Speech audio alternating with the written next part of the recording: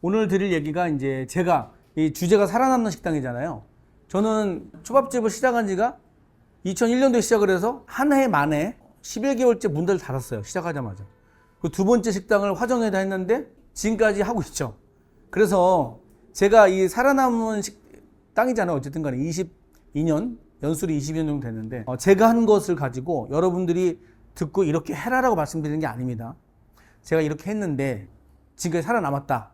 그럼 그 중에 여러분들은 선택하시면 돼요. 30년, 20년 전에 수익률이 제가 볼 때는 한 30% 됐어요. 딱 30%가 아니고 25%에서 35%까지 남았어요. 주인 인건비를 포함해서. 지금은요, 이게 프랜차이즈 형태의 수익률이에요. 주인의 인건비를 빼고. 그러면 한 10% 차이가 지죠. 10% 차이 어마어마한 거예요. 그러면 이 줄어든 수익 구조에서 우리가 매출을 늘리면 될까? 매출만 늘리면 될까? 생산하고 소비를 동시에 해야 되잖아요.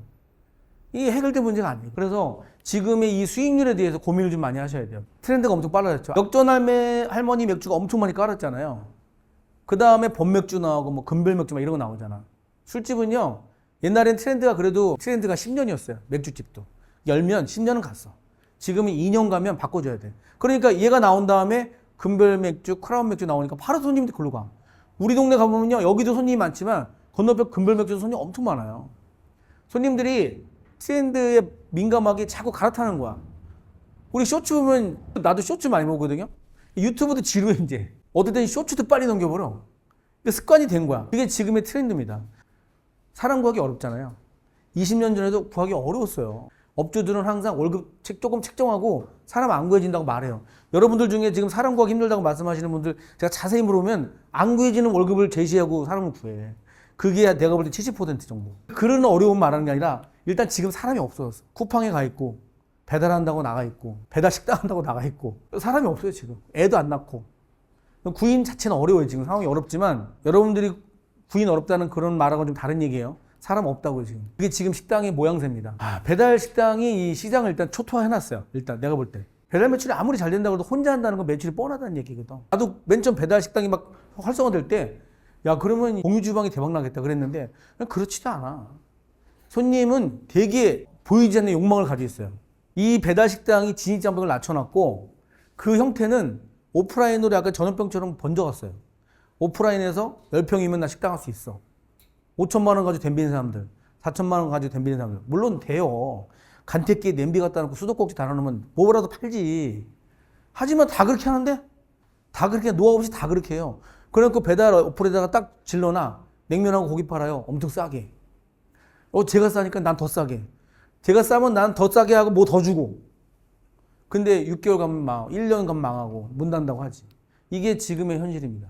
옛날엔요, 그 20년 전에는 그냥 정말 목 좋은 자리가 최고였어요. 이제 고정 고객을 만들어야겠다는 그 노력을 어떻게 했냐면 맨 처음에는 요만한 그 플라스틱 얇은 팔랑팔랑 거리는 카드 있어요. 그걸 영업하는 애들이 왔어. 그래서 나한테 이거 포인트 적립해주고 손님한테 먹은 만큼 해주고 그거를 뭐하래.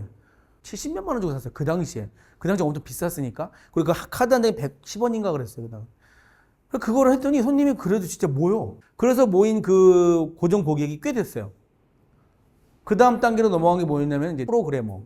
그 친구한테 이제 홈페이지도 만들어 달라고 그러고 손님을 누적시킬 수 있는 그런 시스템을 좀 프로그램 만들어 달라고 그래가지고 그 당시에 150만 원 되는 PDF를 또 샀어. 근데 왜 그 얘기를 하냐면 제가 하루 매출이 30만 원, 40만 원 할 때 시절이에요. 그러니까 그 돈을 쓴다는 건 정말 나한테는 진짜 지금으로 말하면 1,500만 원짜리 초밥기를 사는 느낌이야 그냥. 근데도 그게 그냥 필요하다고 생각했어요. 그래가지고 시스템 구축한 다음에 PDF에 이렇게 손님 이름 적어주고 하니까 손님들 좋아해. 그 당시에 그런 게 없었으니까. 포인트가 모이면 그 손님을 할인해주고 막 그랬죠. 그래서 15년 뒤에 딱 보니까 화정에만 2만 명이 모였더라고요. 내 포인트가. 내 이제 고정 고객이. 할인 정책을 계속해서 계속 손님을 모았어요. 그 당시에. 그래가지고 단골을 확보한 다음에 뭔가 액션을 했지. 뭔가를 좀 더 주려고 노력을 많이 했어요. 그 손님을 살리기 위한 마케팅을 여러 가지를 했어요. 할인 정책을 해서 단골을 모으고 모아진 단골한테 영업을 열심히 하니까 신규가 계속 유입이 돼요. 맨날 뭐 자랑처럼 하듯이 하는 얘기인데 8.3평에서 6,500까지 팔아봤어요. 그 당시에. 초밥이 그때 8,500원, 9,000원 할 때 시절이거든요. 그러니까 거의 찍어내지듯 한 거야. 근데 그 시절엔 또 이제 8.5평이긴 하지만 김치찌개집을 하다 망해가지고 주방으로 바꿔버렸어요. 김치찌개집은 1인분에 3,900원짜리 해봤거든요. 그런데 좌석수가 22개였어요. 겁나 바쁜데 장사 끝나면 40만 원이야. 그리고 저녁에 손님이 없어. 3,900원짜리 팔아서는 답이 안 된다는 거를 차리고 나서 알았어요. 차리고 나서. 두 번째는 이제 상품에 대한 얘기입니다. 상품에 대한. 돈을 잘 버는 젊은 친구들이 막 유튜브 팔로워 많은 친구들을 이렇게 가만히 보면서 어느 순간에 몇 년 동안은 내가 돈에 대해서 너무나 건방진 생각을 가지지 않았나 생각을 했어요. 그때 식당 성공회도 막 시작했어요. 근데 안 됐어요, 잘. 뭐 내가 돈 버는 기술이 없으니까 잘 안 됐던 것도 있고, 장사를 했던 것 중에도 돈 벌기 위해서 막 뭔가를 액션했더니 잘 안 된 것도 있어요. 그래서 돈 버는 게 이제 나쁘다는 얘기가 아니라, 식당은요, 제 생각에 상품에만 집중하면 돼요. 그게 무슨 말이냐면, 국을 하나 만들어. 그럼 이 국이 정말 그 예민함의 끝, 업주든 주방장이든 이 음식의 마지막까지 더 이상 이거를 맛있게 만들 수 없어. 너무너무 예민한 그런 데까지 가잖아요? 그럼 손님은요, 자동적으로 늘릴 수밖에 없어요. 마케팅 솔직히 안 해도 돼요. 시간이 필요한 것뿐이에요. 마케팅을 하는 건 시간 단축의 의미만 있지, 상품에 집중하시면 손님은 자동적으로 늘게 돼 있어요. 초밥을 아침에 와서 딱 매일같이 10년 넘게 초밥 밥을 하잖아요. 물을 딱 앉혀가지고 밥을 딱 해, 뚜껑을 딱 여는 순간 그 밥알들이 막 이렇게 서 있어. 밥을 잘하면요, 밥알이 누워있질 않아요. 밥에 서 있어요. 그러면 그거를 딱 퍼가지고 한길이라고 이제 초밥 시키는 통에다가 초대를 붓고 막 비비면서 밥주걱 끝에서 그 느껴진 촉감이 있어요. 아, 밥이 오늘 너무 잘 됐다. 그 밥을 잘 넣어서 숙성한 다음에 손으로 딱 잡는 순간 이 손이 혓바닥 느낌이 나. 그냥 너무 맛있는 느낌이 딱 드는 거야. 그 입에 넣잖아요? 혓바닥이랑 똑같은 손바닥 느낌이 나요. 매일매일 잡으니까. 하루에 최소 100인분 정도 팔았으니까 10,000개를 쥐잖아요. 10,000개를 쥐면 이 초밥에, 이게 손바닥이 혓바닥까지 돼요, 진짜. 물론 이제 손이 인대도 막 늘어나고 막 되게 고통스러운 과정이 있긴 한데, 그렇게 해서 초밥을 딱 만들고, 그 다음에 생선을 새벽에 사온 생선으로 싹 잡아가지고 숙성해가지고 초밥을 탁 지어서 올려서 먹이면요, 그 마음의 자신감이 엄청나요. 근데 문제는 한 가지 있어. 거기 빠지면 안 돼, 또. 거기 빠지면 장인이 되잖아요. 그러면 이제 인생은 고달퍼지는 거야. 몸이 다 나가. 거기 빠지면 막 새벽같이 시장 가가지고 생선 잡아가지고 밥하고 그거를 365를 해봐요. 사람 맛 가는 거예요. 그러지 말란 얘기도 아니고 그러란 얘기도 아니에요. 그런데 그 과정은 꼭 필요해. 내가 식당을 하는 사람이라면 내 음식에 꼭대기는 찍어봐야 되는 거야. 어느 짬뽕집이 있어요. 그 짬뽕집을 가봤는데, 저도 짬뽕 좋아하고 짬뽕 투어를 막 다닐 만큼 이 짬뽕에 대한 관심이 많거든요. 근데 그 집 짬뽕 너무 맛있었어, 그 당시에. 근데 그 아저씨는요, 부부가 하는데 아침에 나와서 장사를 하면 점심시간에 두 부부가 밥을 안 먹어요. 그냥 어차피 6시에 끝나니까 빵 먹으면서 장사해. 빵 먹으면서. 그 아저씨는 목 앞에서 하루 종일 그 먹질만 해. 항상 얼굴이 그냥 인상 빡 쓰고 있어. 힘들고 더우니까. 근데 그 집이 아직도 있다고 하더라고. 근데 그 짬뽕을 볶는 그 사람의 그 기술은요, 이 어느 누구도 그 짬뽕 맛을 낼 수 없어요. 맛있고 맛없고를 떠나서 그 사람은, 그러니까 재료와 불과 조리도구의 이해도가 짬뽕에 대해서는 전국의 막 어느 고수보다 정직 이런 거지. 그 집은요, 망할 수 없어요. 그 사람이 하는 이상은 망할 수 없어요. 손님은 계속 올 거야. 여러분들 식당 할 때 그 정도는 한번 좀 찍어줘야 돼. 그러면 일단 안전빵이야. 그 상품력을 유지하려고 혼자 해봤는데 너무 몸이 힘든 거야. 1년 만에. 시작해 1년 만에 몸이 너무 힘들었어요. 그날 1년 만에 바로 포기했어요, 자기는. 그리고 이제 종업원을 두기 시작한 거. 그때부터 찾은 거야. 몸이 너무 힘드니까. 허리 디스크 터져가지고 병원에 입원하고 막 이런 일이 생기니까. 그런데 문제가 생겼어요. 주방장을 뒀는데 애들이 다 지멋대로 음식을 해. 생선 두께도 다르고 밥 쥐는 양도 다르고. 초밥이 다른 어떤 것보다 예민한 이유가 그 과정이 너무 복잡해요. 밥을 짓는 거, 초대리 양, 생선을 잡는 거, 그 다음에 뜨는 거, 두께 다르면 안 되고, 그 다음에 또 숙성 시간, 그 다음에 생선이 시간이 지나잖아요. 그러면 또 다루는 게 또 달라져요. 이게 매뉴얼로 안 되는 게 초밥이에요. 그래서 매뉴얼을 만들기 시작했어요. 그때부터. 매뉴얼이 뭐냐면 뭐 생선 사이즈를 그려가지고 코팅해가지고 생선 대봐 이렇게 했어요. 여기다. 대서 사이즈 비슷하면 괜찮은 거야. 그 정도까지 매뉴얼을 뭐 만들어봤어요. 그렇게 매뉴얼을 만들어서 지키게 만들려면 상품에 대한 얘기를 하는 거예요. 직원이 근속을 해야 돼. 오래 근무를 해야 돼. 그 바뀌면 이거 골치 아픈이 되는 거야. 그러면 내가 맨날 들어가는 거지. 앞바닥은 이제 수시로 바쁘면 설거지도 해주고. 결론만 말씀드리면 식당은 오토매장 할 수 없다. 식당 오토매장 하시는 분들은 그럴 거예요. 나는 오토매장인데 말씀하시지만 오토매장이라는 건 내가 관심 안 둬도 되는 거. 내가 한 번도 들어가서 안 봐도 되는 거. 그게 오토매장. 관심을 두고 들어가서 음식물 쓰레기도 한번 치워주고 워크인 냉장고 들어가서 정리도 좀 한번 해주는 게 그건 오토매장 아니에요. 주인이 관심을 갖지 않으면 식당은 오래 못 가요. 그래서 직원을 오래 머물게 하고 싶었어요. 진짜 반드시 매장에 상품권을 만드세요. 오프라인 상품권을. 온라인 상품권도 더 좋지만 오프라인 상품권 꼭 만드세요. 한 장당 150원이나 200원이거든요. 그럴싸하게 만들면. 그런데 이게 얼마나 좋은 역할을 하는지 여러분들 잘 몰라요. 상품권을 만들어서 직원들한테 줘봐요. 이렇게. 한 달에 매월 5장씩. 직원들이 의외로 내 매장에 있는 음식을 되게 좋아해요. 먹고 싶어해요. 상품권도 만들어보고. 저는 2012년도에 주울지 해봤어요. 그 다음에 교통비를 따로 지급해봤어요. 교통비를. 휴가도 따로 줬어요. 휴가도. 그 다음에 생일 되면 뭐 챙겨줬어요. 지금도 이거는 챙겨줘요. 챙겨주는데 여러분들 직원들 서비스 질 낮게 하려고 교육시키지 마세요. 그냥 쉬게 해주세요.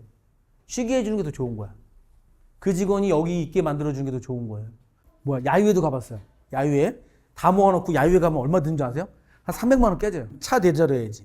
근무를 인정해줘야지. 밥값 다 돼야지. 인센티브 줬어요. 인센티브. 공식적으로 얼마쯤 주겠다 해봤어요. 간식도 우리는 계속 줘요. 지금은 간식은 줘요. 그냥 아예 저 실장하고 점장한테 야, 간식 떨어지지 않게 해줘라. 피곤해 죽겠는데.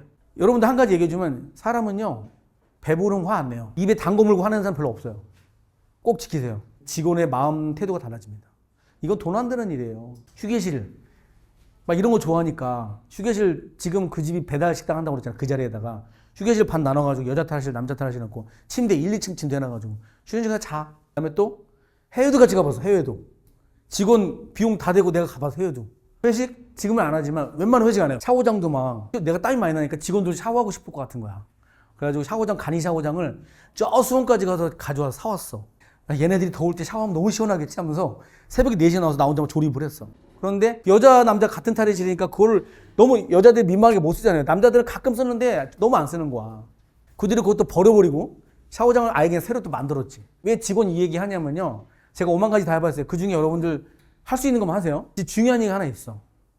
내가 이 사람들한테 왜 잘해주지? 이 생각을 잘 해봐야 돼요. 내가 이 사람들을 잘해주기 위한 것인가, 주기 위한 것인가, 아니면 얘네를 꼬드겨가지고 일을 더 열심히 하게 만들 것인가, 이거를 잘 생각하셔야 돼요. 여기엔요, 지금 이게 다 섞여 있어요. 제가 맨 처음 의도 자체가 지금 2가지가 섞여 있는 게 있어요, 여기에.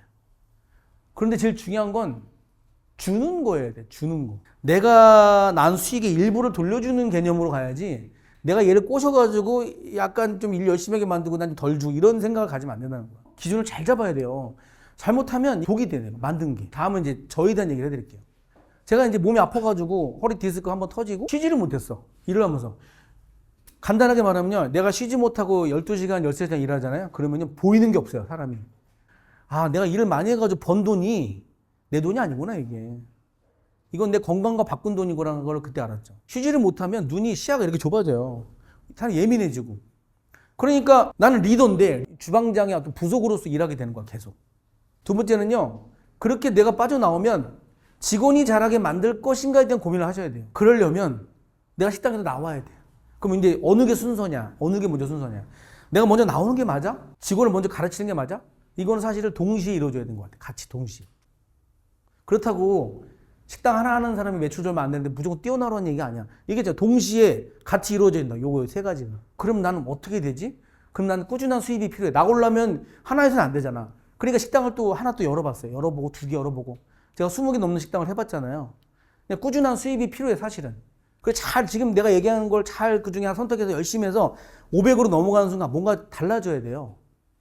500에서 1000만 원 넘어가는 순간 또 달라져야 되고. 꾸준한 수입을 만드는 과정이 하나하나 진행되는 거야. 이제 식당 사장들 얘기 들어보면 이제 막 집안의 문제들, 막 부부간의 문제, 막 이런 거 있어요. 막. 이런 것들 때문에 장사를 잘하기도 힘들어 죽겠는데 가족에 문제가 생기는 거야. 이거는 정말 내가 볼 때는 가장 밑바탕이 있는 것 같아. 그거는 식당이 절대 잘 될 수 없어요. 제가 추가했던 거. 요것만 보고. 여기에 돈 얘기는 없어요, 사실은. 뭐 수입? 이거는 그냥 기본적인 300에서 500 탈출한 얘기야.